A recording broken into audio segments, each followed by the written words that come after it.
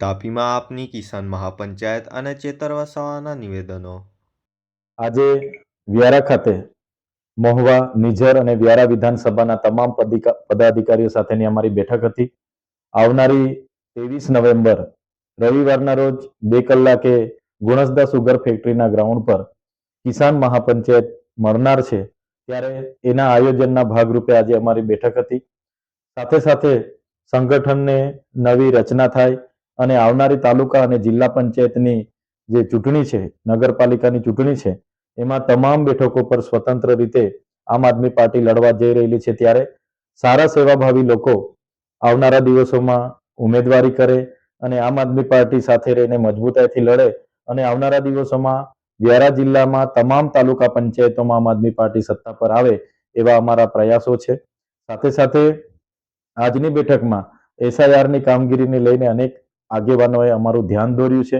જણાવવામાં આવ્યું છે કે બીએલઓ બ્લોક લેવલના ઓફિસરો જે શિક્ષક છે, ત્યારે શિક્ષકો પર ઘણા શાસક પક્ષના રાજકીય નેતાઓના દબાણો વશ થઈને કેટલાક શિક્ષકો અમુક લોકોને બીજી પાર્ટીના આમ આદમી પાર્ટીના છે એમ કરીને ફોર્મો પણ નથી આપી રહ્યા અને સાથે સાથે એમના ફોર્મ પણ સમયે ભરી નથી રહ્યા.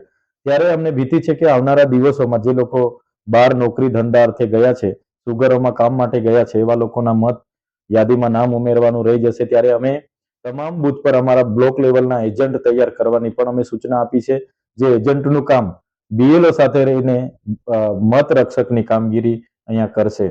સાથે સાથે આ વિસ્તારમાં જે ભ્રષ્ટાચારો થાય છે, એમણે અમને જણાવ્યું કે આ વિસ્તારમાં સુમૂલ ડેરીમાં પણ ઘણા ભ્રષ્ટાચારો થયા છે.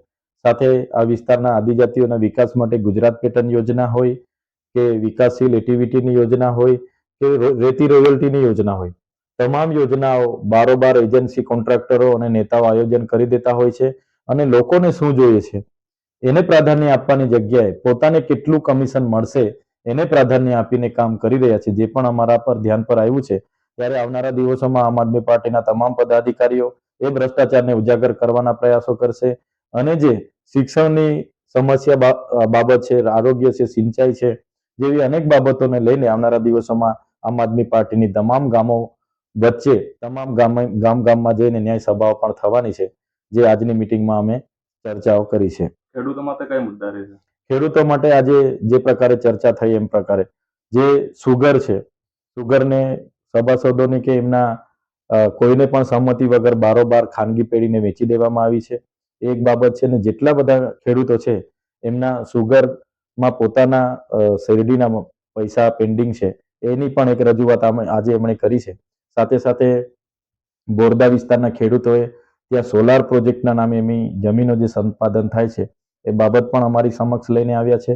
વન અધિકાર અધિનિયમ અંતર્ગત જે લોકો જંગલની જમીન ખેડે છે એમને આજ દિન સુધી ભાજપની સરકારે એમને વન અધિકાર અંતર્ગત હજુ પણ દાવા પેન્ડિંગ છે, એ પણ એમને મળે એવી પણ અનેક રજૂઆતો અમને મળી છે. ત્યારે આવનારા દિવસોમાં માવઠાથી થયેલા નુકસાનીની બાબત હોય, એમના વળતરની બાબત હોય કે ખેડૂતોને ટેકાના ભાવ મળે, એમએસપીથી ખરીદી થાય અને સીસીઆઈ કેન્દ્ર અહીંયા વ્યારામાં પણ ચાલુ થાય એ બાબતે ખેડૂતોની રજૂઆતો અમને મળી છે.